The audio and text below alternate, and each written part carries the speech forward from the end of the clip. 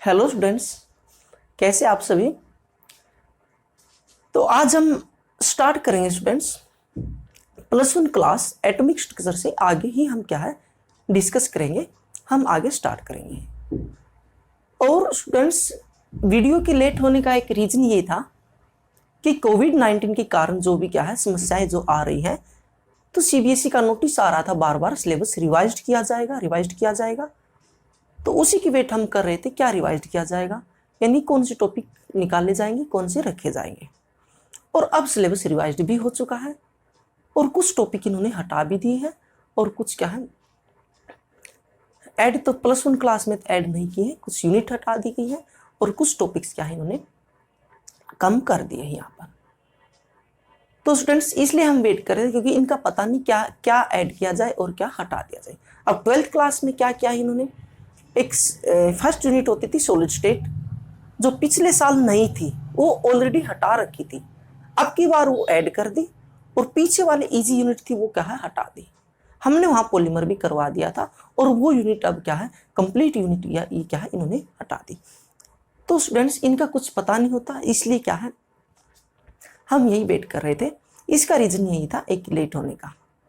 अब इस यूनिट की बात करते हैं, एटॉमिक स्ट्रक्चर की अगर हम बात करें तो यहाँ पर क्या है कुछ टॉपिक इन्होंने हटाए हैं और हटाने वाले टॉपिक भी ऐसे हैं अगर उनको आप नहीं समझोगे तो आगे का वाला टॉपिक्स आपको समझ नहीं आने वाले, राइट।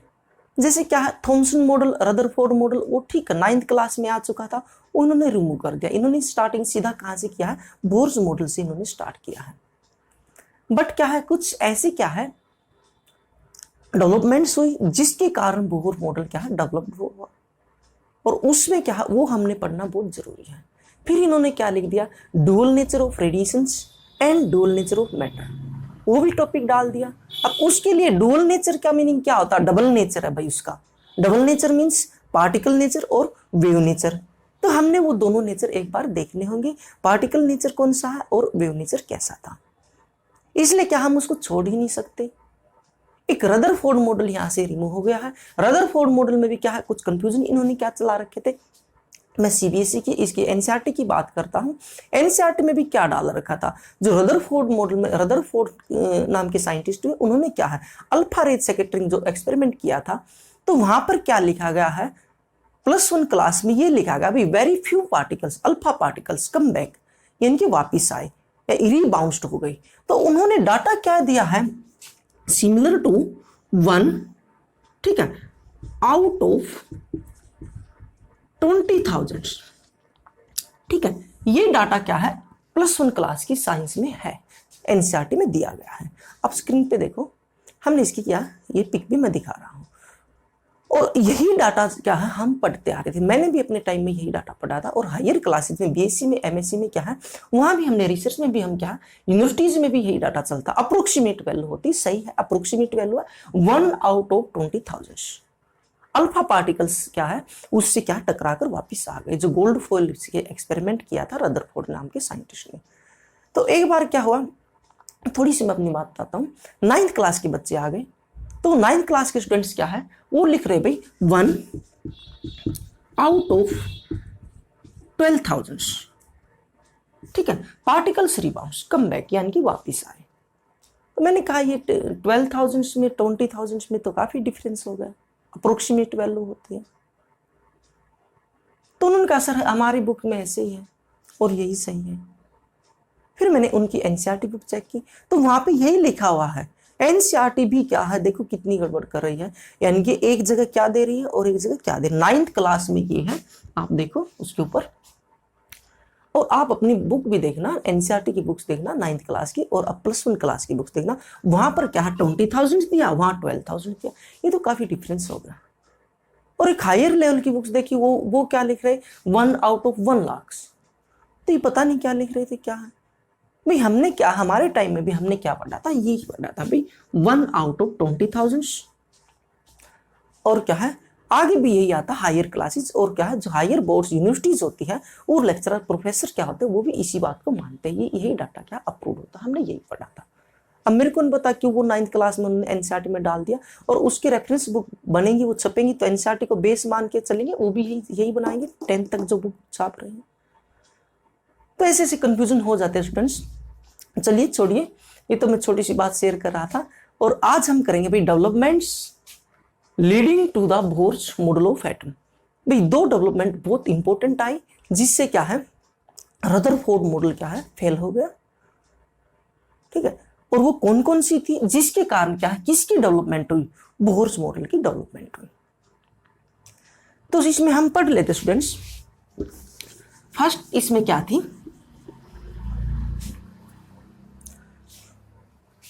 फर्स्ट है भाई डुअल नेचर ऑफ, ठीक है, नेचर कहो या फिर कैरेक्टर कह दो।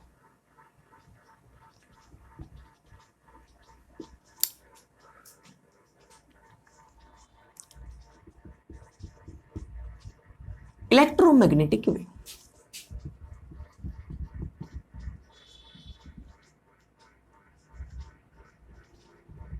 Electromagnetic waves.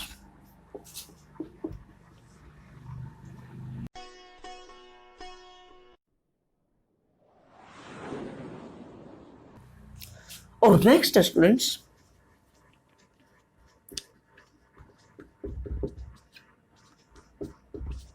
Quantization of energy.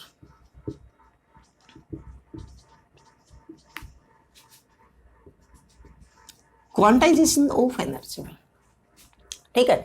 इसके अंदर क्या हम डुअल नेचर पढ़ेंगे, पार्टिकल नेचर और wave nature.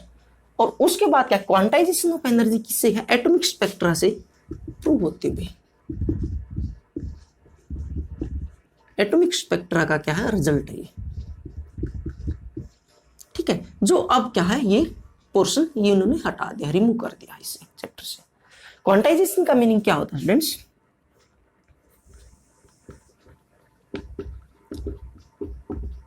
restriction of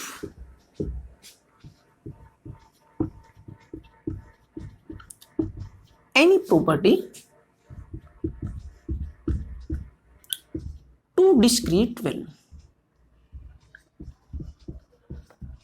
to discrete value। Quantization का मीनिंग ये होता है कोई ना कोई स्पेसिफिक वैल्यू होती है वहां पर। तो ये यहां पर हम स्टूडेंट्स क्या करेंगे, हमने आज क्या स्टडी करना, डुअल नेचर ऑफ या फिर dual character of electromagnetic waves. Electromagnetic waves क्या है, अब इसके लिए आपको ये समझना बहुत जरूरी है। अदरवाइज क्या है वो मैं 2 मिनट की इक्वेशन है वो करवा दूंगा, तो वो आपको समझ आने वाला नहीं है, ठीक है। तो आपने क्या है सबसे पहले इलेक्ट्रोमैग्नेटिक वेव्स या फिर इलेक्ट्रोमैग्नेटिक रेडिएशन आपने समझना है भाई ये है क्या। और इसके लिए क्या है, एक जेम्स मैक्सवेल नाम के साइंटिस्ट हुए हैं, जेम्स मैक्सवेल, ठीक है। कब 1870 में एक थ्योरी दी भाई उन्होंने, क्या थ्योरी दी, electromagnetic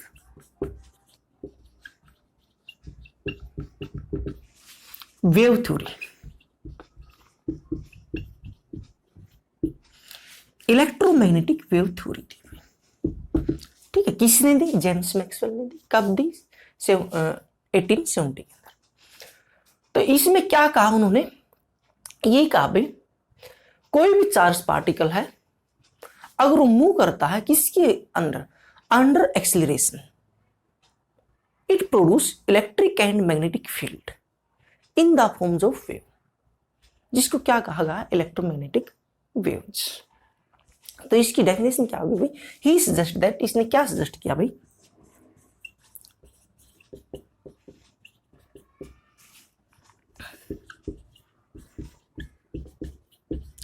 any charged particle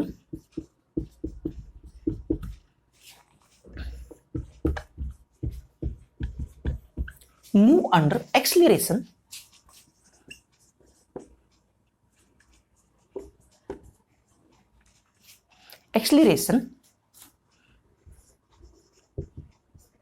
emits या फिर क्या कहो प्रोड्यूस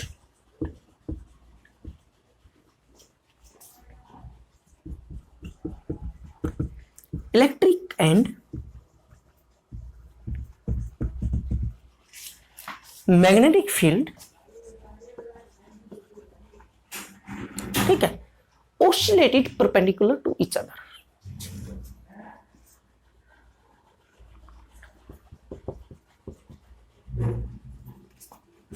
Perpendicular to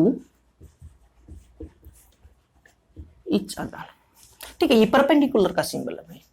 तो ये जेम्स मैक्सवेल ने क्या है ये कहा था, कोई भी चार्ज पार्टिकल है अगर वो क्या किसके अंदर एक्सीलरेशन के अंदर मूव करता है तो वो क्या इलेक्ट्रिक फील्ड और मैग्नेटिक फील्ड इमिट करेगा भाई, किसकी फॉर्म में, in the form of radiations, ठीक है, electric field and magnetic field, हाँ इन द फॉर्म ऑफ, या ऐड करना भाई, इन द फॉर्म ऑफ, इसको मैं लिखता हूं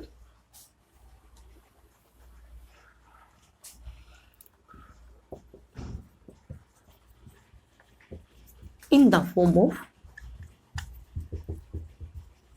radiations, ठीक है, perpendicular to each other, right.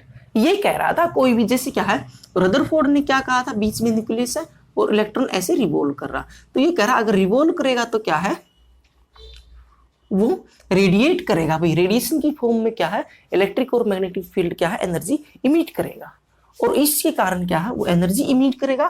देखो ये एक्सेलरेटेड हो गया और मूव कर रहा है तो ये क्या इसके अंदर इमर्ज हो जाएगा, ये रदरफोर्ड की लिमिटेशंस थी, ठीक है। वो किसके कारण कब आई, जब इलेक्ट्रोमैग्नेटिक वेव थ्योरी डेवलपमेंट हो गई थी, डेवलप्ड हो गई थी, उसके बाद क्या है ये उसका कॉन्सेप्ट आया था failure of electric and magnetic field. Second thing बात क्या कही थी इसने, किसने, मैक्सवेल ने, ठीक है, light waves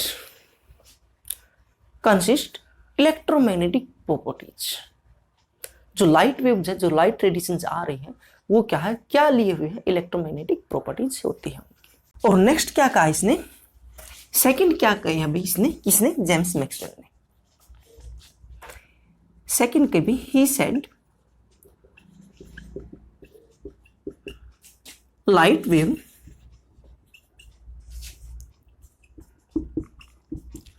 oscillated with electric and magnetic field perpendicular to each other, right. ये परपेंडिकुलर का सिंबल है भाई, समझ जाना आप, परपेंडिकुलर टू ईच अदर। तो ये सेकंड बात उसने कही, किसने, जेम्स मैक्सवेल ने। तो इलेक्ट्रोमैग्नेटिक रेडिएशंस क्या है, कोई भी चार्ज पार्टिकल है जो मूव करता है अंडर एक्सेलरेशन तो क्या प्रोड्यूस करता है electric field and magnetic field क्या है उसकी फॉर्म में क्या है रेडिएशन प्रोड्यूस करता है भाई, और उन रेडिएशंस को क्या कहा, इलेक्ट्रोमैग्नेटिक रेडिएशंस या फिर इलेक्ट्रोमैग्नेटिक वेव्स। तो हम करेंगे प्रॉपर्टीज ऑफ इलेक्ट्रोमैग्नेटिक वेव्स, कुछ इनकी प्रॉपर्टीज हैं।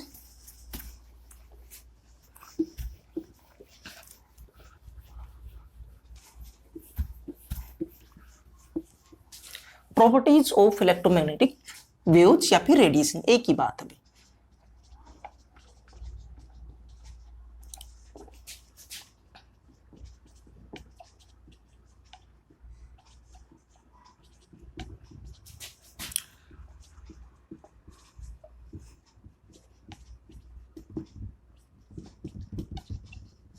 रेडिएशंस, ठीक है, और आगे इसको शॉर्ट में क्या लिखेंगे, EMW, इलेक्ट्रोमैग्नेटिक वेव्स, हम इसको ये लिखेंगे। तो फर्स्ट क्या भाई,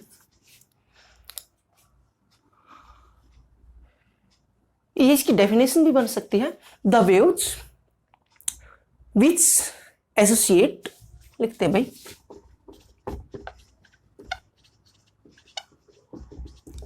which associates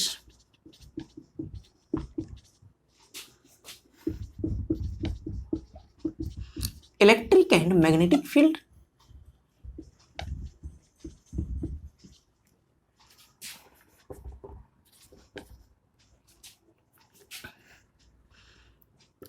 perpendicular to each other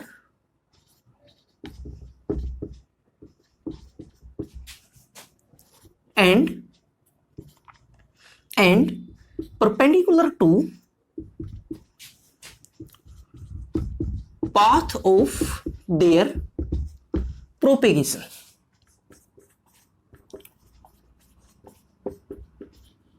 propagation, भाई इस बात को बहुत ध्यान से समझो एक बार। ये कह रहा है कोई भी जो वेव है, ये सपोज करो यहां से क्या स्टार्ट हो रही है वेव्स, यहां से ये सोर्स है भाई, और यहां से क्या स्टार्ट हो रही है, और उसका प्रोपेगेशन क्या इस साइड है, पाथ ऑफ प्रोपेगेशन इस साइड है। तो एसोसिएटेड लिए हुए हैं क्या, इलेक्ट्रिक फील्ड और मैग्नेटिक फील्ड, दोनों परपेंडिकुलर होते हैं एक दूसरे के। जैसे ये क्या वेव इस तरह जा रही है, और इलेक्ट्रिक फील्ड क्या है इस तरह से ऑसिलेट कर रहा है, ठीक है। और ये क्या है, इलेक्ट्रिक फील्ड, इलेक्ट्रिक फील्ड, ठीक है। तो इसके परपेंडिकुलर, ठीक है, ये ऐसे, ठीक है, फिर पीछे जाएगा, ये मैं ऐसे बना देता हूं इसके,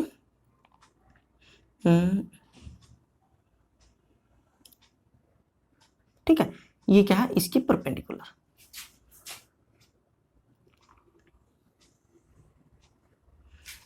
ठीक है। ये ऐसे नहीं है भाई, ये क्या है 3D में है। अगर आप देखो समझने की कोशिश करो, अगर क्या है उसकी क्या है पाथ ऑफ प्रोपेगेशन, कोई भी वेव इस साइड चल रही है तो इलेक्ट्रिक फील्ड इस तरह से है, समझ रहे, और मैग्नेटिक फील्ड किस तरह से होगा, इस तरह से, यानी कि इस तरह से बन जाएगा। ये क्या है पाथ ऑफ प्रोपेगेशन है, ये एक सपोज कर लो ये इलेक्ट्रिक फील्ड है और ये मैग्नेटिक फील्ड है, यानी कि तीनों एक दूसरे के परपेंडिकुलर होंगे। Electric field and magnetic field are perpendicular to each other and their path of propagation, और उसका जो आगे बढ़ने का रास्ता उसके भी क्या है ये परपेंडिकुलर होंगे, इस डायरेक्शन में क्या है आगे बढ़ती है, क्या EMW इलेक्ट्रोमैग्नेटिक वेव्स, या फिर क्या इलेक्ट्रोमैग्नेटिक रेडिएशंस कह सकते हो। और क्या है जो लाइट आ रही है वो क्या, ये कह रहा था भाई वो भी क्या है इलेक्ट्रोमैग्नेटिक रेडिएशंस ही है, इलेक्ट्रोमैग्नेटिक वेव्स की फॉर्म में आ रही है। सेकंड प्रॉपर्टीज क्या है, they move in straight line, straight line, ठीक है। थर्ड क्या है, दे do not require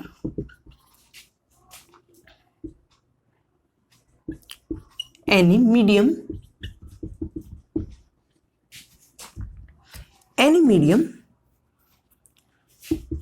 to propagate, ठीक है। या फिर आप ऐसे कह सकते हो, और they can travel in vacuum, ठीक है। वैक्यूम की स्पेलिंग सही है, वैक्यूम भी, वैक्यूम में क्या है उसको किसी मीडियम की जरूरत नहीं होती आगे बढ़ने के लिए, ठीक है। थर्ड फोर्थ प्रॉपर्टीज क्या है इसकी, they move with the same speed of light, जो लाइट की स्पीड होती है उसी के अकॉर्डिंग ही क्या आगे बढ़ती भी। या फिर क्या है, they move with same speed of light, और ये क्या थी 3 × 10⁸ मीटर पर सेकेंड ऐसे ही, ठीक है। इसी स्पीड से ये क्या आगे बढ़ती है, ठीक है। फिफ्थ इसमें क्या बनेगी, एनी सोर्स या फिर क्या any charge body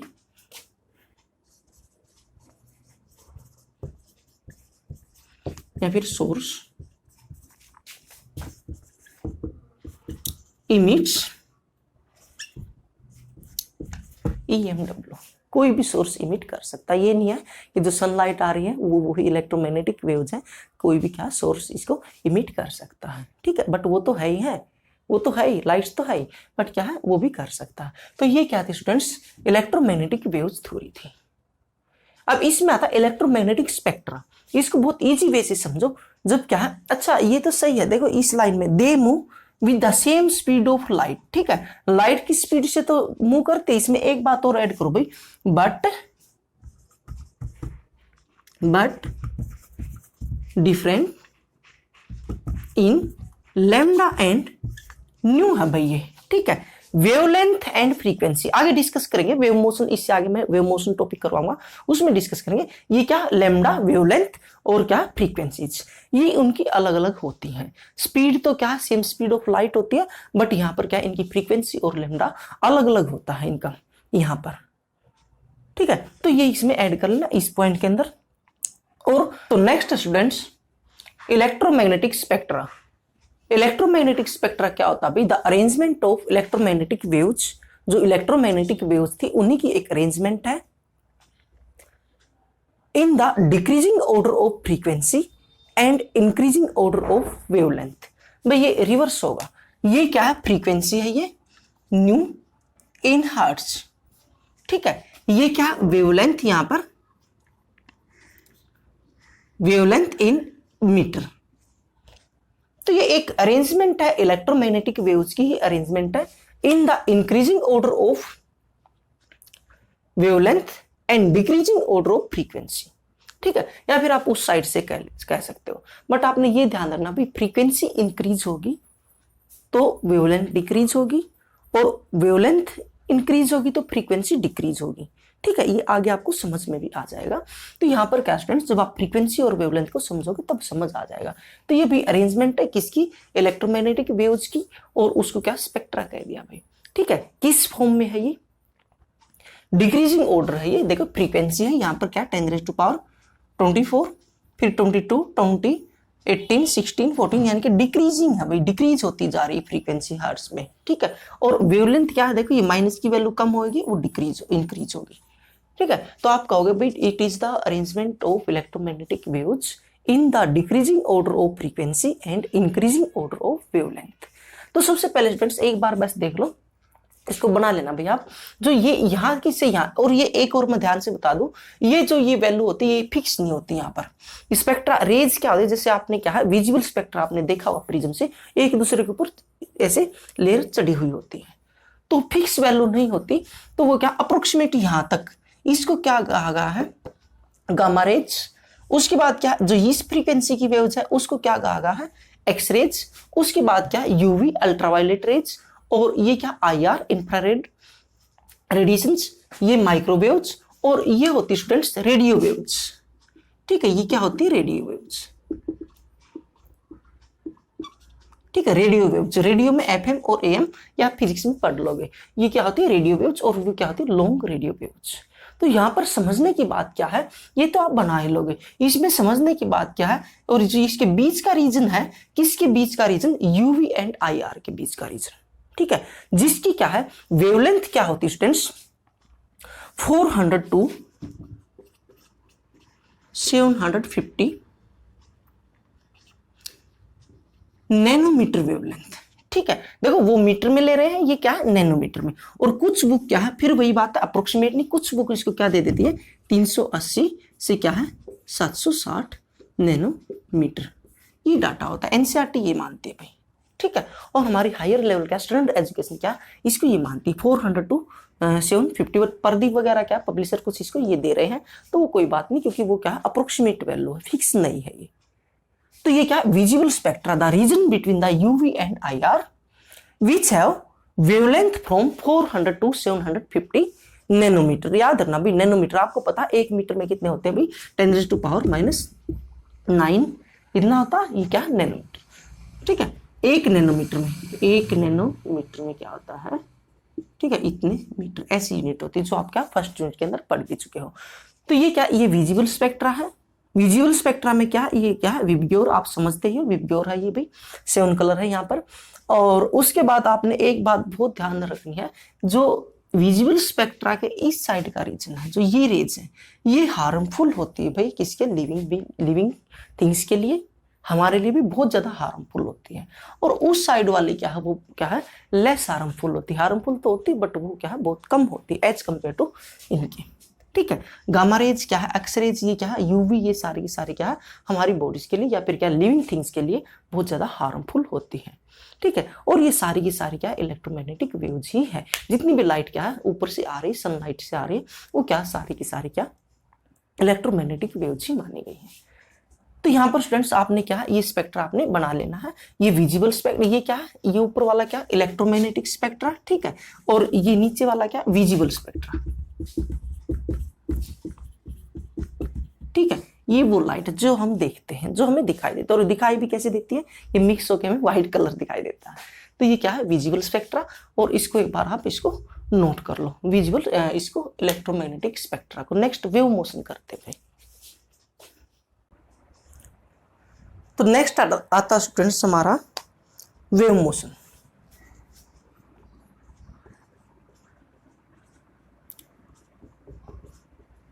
wave motion, तो इसमें सबसे पहले हम वेव को समझेंगे। भाई वेव होती क्या है, वेव, ठीक है। ये क्या होती है, it is the disturbance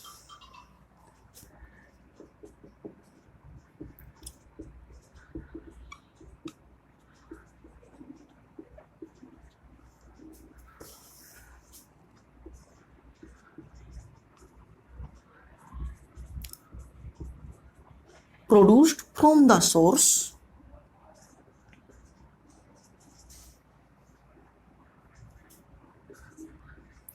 and move another place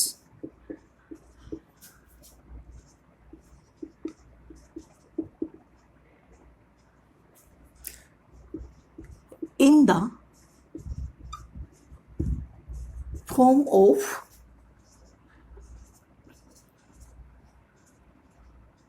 up and down movements. देखिए स्टूडेंट्स, समझिए एक बार, अप एंड डाउन मूवमेंट्स एक बार समझने की कोशिश करें।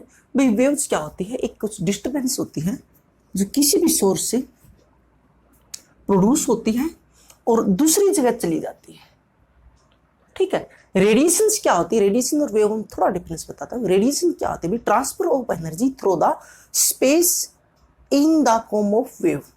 रेडिएशन की डेफिनेशन क्या होगी, लिखते हम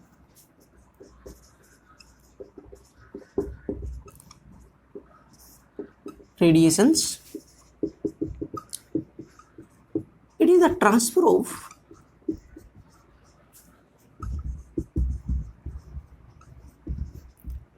energy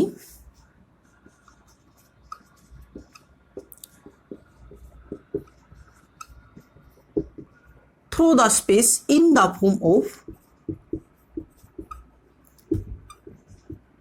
wave, राइट। ये क्या है, रेडिएशन की डेफिनेशन, और ये क्या, वेव की डेफिनेशन। तो अब हमने क्या है, डेफिनेशन नोट कर लो, रेडिएशन की डेफिनेशन नोट कर लो, फिर मैं वेव बनाता हूँ। यस, अब हमने समझना क्या है, वेव के बारे में समझना है। तो इसको ध्यान से समझो स्टूडेंट्स, हमारा टॉपिक है वेव मोशन। तो इसमें क्या देखो, वेव की डेफिनेशन क्या दे रहा है भाई, ये कोई डिस्टर्बेंस है। आप समझो जैसे क्या, आपके पास पानी है, कोई तालाब है, ठीक है, तो वहां पर क्या है, ये क्या है, स्थिर वाटर है, और यहाँ पे आप कुछ डाल दो, एक बॉल फेंक दो यहाँ पर, ठीक है, तो वो जैसे यहाँ गिरेगी तो यहाँ पर ऐसे ऐसे ऐसे ऐसे ऐसे ऐसे वेव हो जाएगी, और क्या वो इन्फिनिटी तक जाती रहती है, ठीक है। ऐसे जो वेव क्रिएट होती है, वो डिस्टर्बेंस क्रिएट होती है, उसी को वेव कहा। जो डिस्टर्बेंस किस फॉर्म में चलती है, अप एंड डाउन की फॉर्म में चलती है। एक ओरिजिन से चलेगी और क्या, अनदर प्लेस तक जाएगी। कहाँ तक जाएगी, इन्फिनिटी तक जाएगी, हमें नहीं पता कहाँ तक जाएगी, ठीक है, वो जाती रहती है।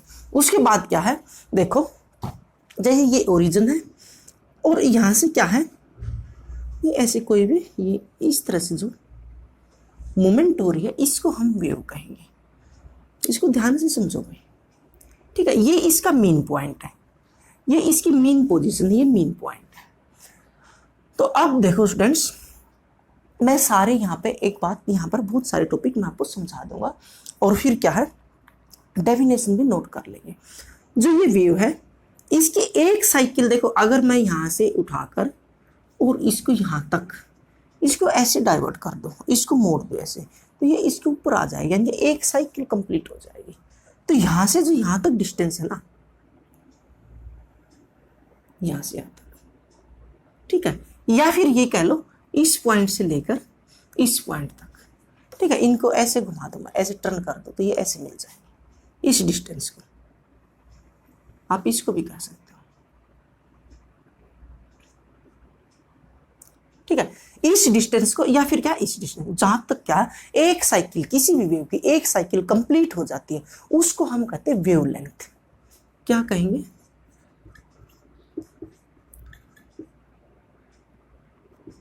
वेवलेंथ। और इसको रिप्रेजेंट करते हैं स्टूडेंट्स लैम्डा से।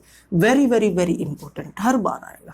ठीक है, लैम्डा से। और मेजर किससे करते हैं? मीटर, या फिर क्या बहुत छोटी हो तो क्या है?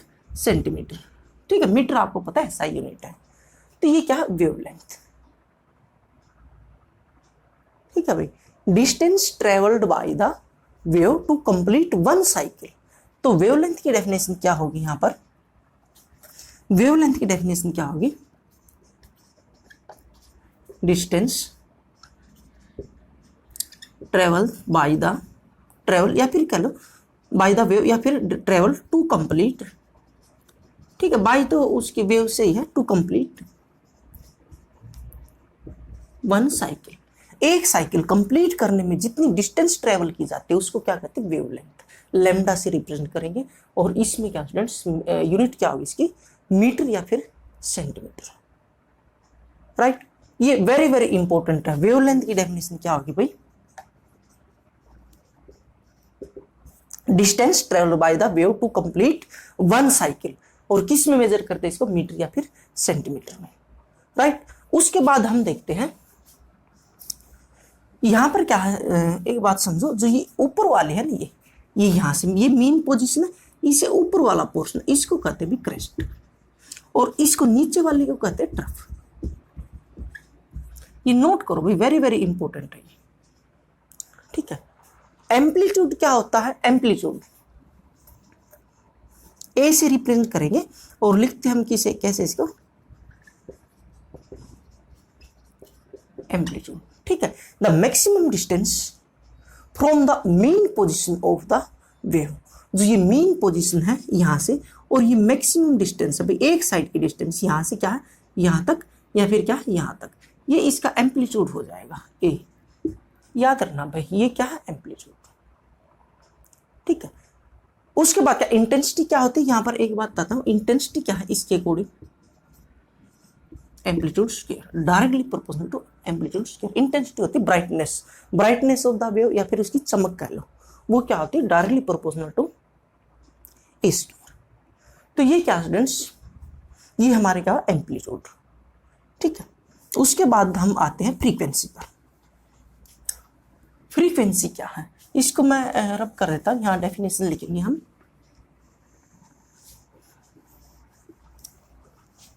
ठीक है, ये वेवलेंथ थी जिसको मैं लैम्डा से रिप्रेजेंट करता हूं। तो उसके बाद क्या? फ्रीक्वेंसी।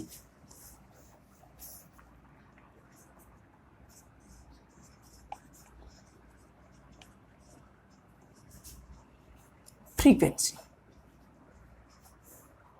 ये चल नहीं रहा, अच्छा दोस्तों चेंज कर लेते हैं। ये करते हैं भाई, फ्रीक्वेंसी को हम किससे रिप्रेजेंट करेंगे? न्यू से। याद रखना स्टूडेंट्स, ये वी नहीं है, स्मॉल वी नहीं, ये न्यू है। अब हम ऐसे ही बनाएंगे, ये क्या बार बार बनाएंगे हम, इसको ऐसे बना देंगे। ये वी न्यू है भाई, ये क्या है? न्यू। ठीक है, एन यू, न्यू। न्यू से हम रिप्रेजेंट करते फ्रीक्वेंसी को, याद रखना भाई। ठीक है, फ्रीक्वेंसी क्या है?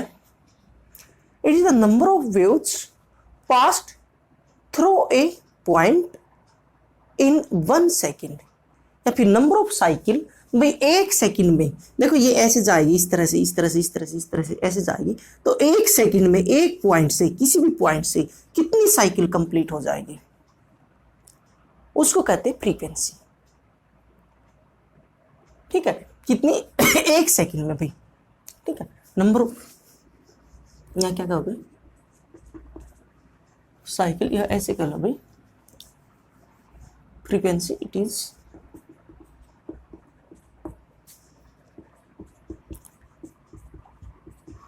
number of cycle passed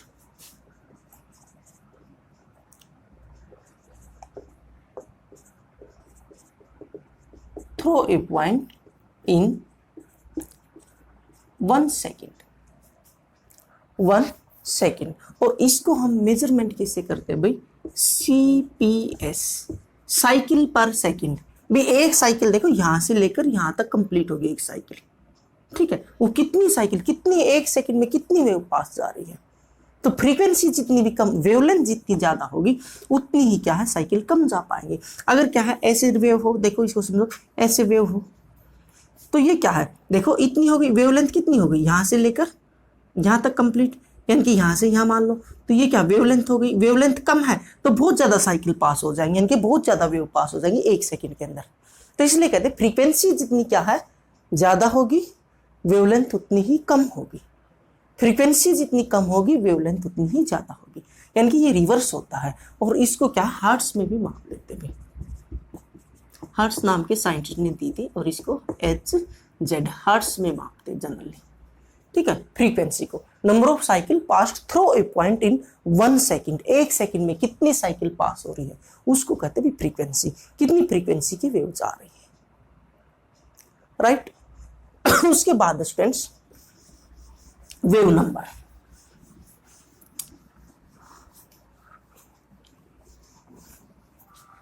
ठीक है। उसके बाद आता है wave number.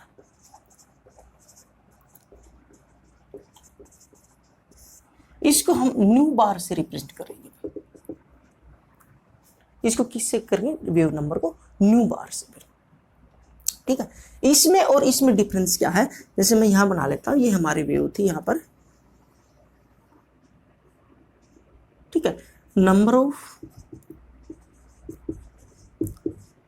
Cycle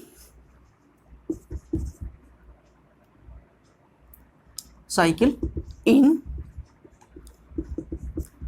unit length, कोई भी यूनिट ले लेते भाई उतनी लेंथ में, सोच करो हम लेंथ लेते 1 सेंटीमीटर, ठीक है, या फिर हम लेते भाई 1 मीटर ले लेते हैं, तो उतनी यूनिट लेंथ में कितनी नंबर ऑफ साइकिल पास होती है उसको हम कहते हैं वेव नंबर। लेंथ में जितनी भी क्या, अब आप समझ गए होंगे क्या, जितना भी, फिर ये क्या है किसके इक्वल, ये क्या है किसकी रेसिप्रोकल होगी,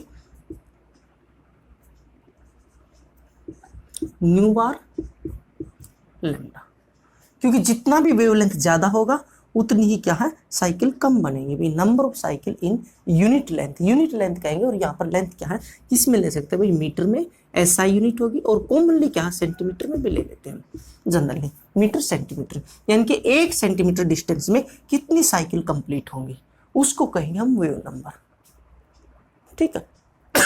फ्रीक्वेंसी क्या है, एक पॉइंट से कितनी साइकिल पास होगी एक सेकंड में, वो क्या थी फ्रीक्वेंसी, और एक यूनिट लेंथ के अंदर ये लेंथ है वो फ्रीक्वेंसी है, उसमें डिफरेंस है, कितनी साइकिल बनेगी उसको क्या कहोगे भैया, wave number. Very very important, wave number क्या होता है भाई, ठीक है, आपने याद रखना वेव नंबर क्या होता है, इनवर्सली यानी कि इसका उल्टा होता है, ठीक है। किसका उल्टा होता है, वेव नंबर किसका उल्टा होता है, लैम्डा का, वेवलेंथ का, ठीक है। अब एम्पलीट्यूड आपका हो ही गया, अब इसमें आता है, नेक्स्ट आता है टाइम पीरियड। अच्छा इसकी यूनिट होगी भाई, इसकी रिवर्स होगी, यूनिट क्या होगी, सेंटीमीटर इनवर्स, या फिर क्या है मीटर इनवर्स, क्योंकि मीटर सेंटीमीटर तो इसकी थी ना, तो ये उल्टी होगी, ये तो लेंथ कह रहा था मैं, लेंथ में कितनी होगी, ये यूनिट नहीं है स्टूडेंट्स, इसको ध्यान रखना भाई, ये यूनिट नहीं है, यूनिट क्या होगी इसकी, लैम्डा की उल्टी होगी, जो वेवलेंथ की यूनिट थी उसका रिवर्स होगा, ठीक है। टाइम पीरियड होता है, टाइम पीरियड भाई, ठीक है। ये किसका रिवर्स होता है, फ्रीक्वेंसी का रिवर्स होता है, ठीक है। Time taken to complete 1 cycle, 1 cycle किसकी, ऑफ वेव, ठीक है। साइकिल ऑफ वेव लिखना भी, यहां भी number of cycle of wave, किसकी साइकिल भाई, वेव की, ठीक है। आपकी साइकिल नहीं है, कहीं आप सोचो आपकी साइकिल नहीं, वेव की एक साइकिल, ठीक है। साइकिल एक रिंग होता है। Time taken to complete 1 cycle, और ये क्या होता है भाई, टाइम होता इसके किसके, न्यू, फ्रीक्वेंसी के का रिवर्स होता है सेकंड पर साइकिल, सेकंड पर साइकिल, ठीक है, सेकंड पर साइकिल, ठीक है, एक साइकिल में कितना टाइम लग रहा है, ये इसकी यूनिट हो जाएगी। उसकी क्या थी CPS, साइकिल पर सेकंड, इसका क्या होगा सेकंड पर साइकिल, उल्टा हो जाएगी, इसकी यूनिट क्या है रिवर्स हो जाएगी। नेक्स्ट आती वेलोसिटी,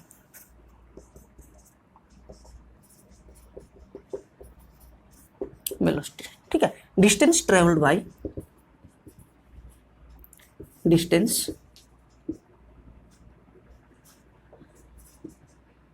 ट्रेवल इन 1 सेकेंड, ठीक है, travelled by wave in 1 second कह लो भाई, ठीक है, ट्रेवल्ड बाय डिस्टेंस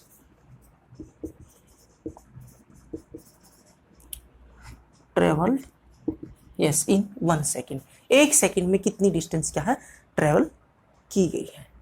और इसको हम C से रिप्रेजेंट करते हैं, साइकिल होती है लैम्डा इंटू फ्रीक्वेंसी न्यू, ठीक है। और यहाँ से इक्वेशन क्या बनेगी, वेरी वेरी इंपॉर्टेंट, लैम्डा क्या होगा C बाई न्यू, बहुत ज़्यादा मैक्सिमम न्यूमेरिकल इस पॉइंट के ऊपर होंगे, very important, lambda is equal to C by nu. C क्या है स्पीड ऑफ लाइट या फिर वेलोसिटी, ये है न्यू, न्यू क्या फ्रीक्वेंसी, ठीक है। बहुत सारे न्यूमेरिकल स्टूडेंट्स इसके ऊपर बनेंगे, जिसके ऊपर वेव नंबर पूछ लेगा, वेव नंबर में आपने लैम्डा का उल्टा कर देना, लैम्डा पूछ लेगा, लैम्डा क्या होता है C बाई न्यू होता है, यहाँ पर क्या फ्रीक्वेंसी दे देगा, और उसके बाद क्या है C दे देगा स्पीड ऑफ लाइट या फिर वेलोसिटी दे देगा, और उसके बाद क्या स्टूडेंट्स लैम्डा पूछ लेगा। कई बार क्या ये देकर ये भी पूछ सकता है, ये पूछ लेगा फ्रीक्वेंसी पूछ लेगा, ठीक है, फ्रीक्वेंसी पूछने के बाद क्या टाइम पीरियड पूछ लेगा, आपने उसका उल्टा करना।